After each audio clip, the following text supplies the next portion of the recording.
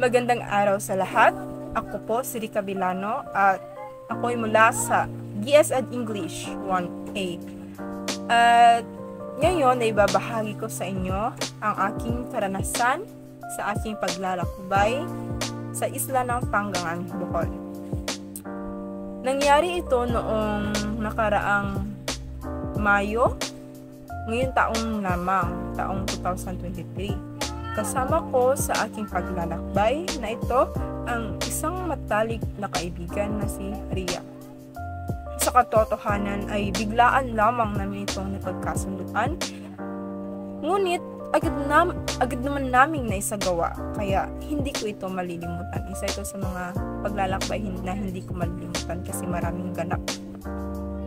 At ang napili naming destinasyon ay ang kamakailan lamang na itayong bagong resort doon sa Panggangan, ang Ingrandeng H Resort.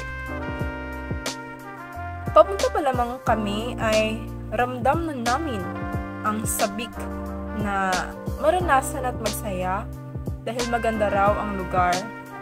Ngunit nang kami ay nakarating,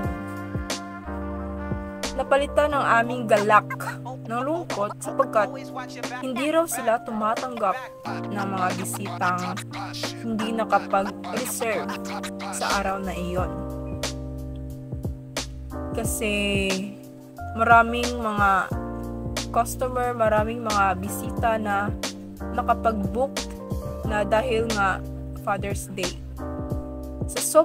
Kaya sobrang nasayangan kami, nadismaya, dahil maganda raw ang lugar, ngunit hindi kami makapasok. Kaya naman ay amin na lamang na pagkasunduan ng aking kaibigan na imbis sa H Resort ay sa Isla Hayahay na lamang namin ipagpalipas ang aming oras upang hindi masayang ang aming pagpunta. At dahil hinatid lamang kami ng aking ama at wala kaming ibang masakyan, ay nilakad na lamang namin ito sapagkat malapit lang din ang lugar. Sa kabutihang palad ay hindi naman kami nagsisi sa pagpili ng lugar na iyon, sa resort na iyon, sapagkat maganda ang tanawin,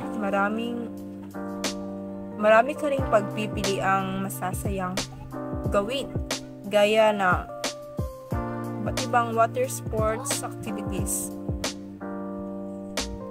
At bukod sa kaakit-akit ang dagat, ay mayroon din silang malawak na swimming pool, bar, garden, at shared lunch.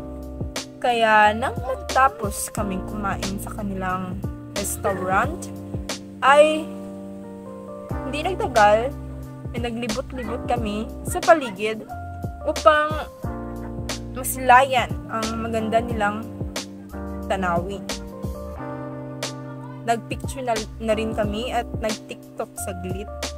Ngunit dahil marami ang tao, marami ang bisita sa araw na iyon, ay nahiya rin kami. At dahil sabik na akong lumangoy, kahit hindi naman ako marunong, ay naligo na kami sa swimming pool at doon ay masayang nagkukwentuhan. Nagkukwentuhan kami sa aming naging karanasan sa buhay o mga chikas life. Nang palubog na ang araw ay naglakad-lakad kami sa tabing dagat at naghahanap ng mga seashells. Maya-maya ay nagpahinga kami sa kanilang terrace habang pinagmamasdan ang nakakabighaning at kulay pula na sunset. Nang sumapit na ang alas 6:30 ay napagpasyahan na naming umuwi at nagpaalam na sa lugar ng may ngiti sa mga labi. At doon At dito nagtatapos ang aking pagkukwento o malikhaing pagkukwento tungkol sa aking paglalakbay.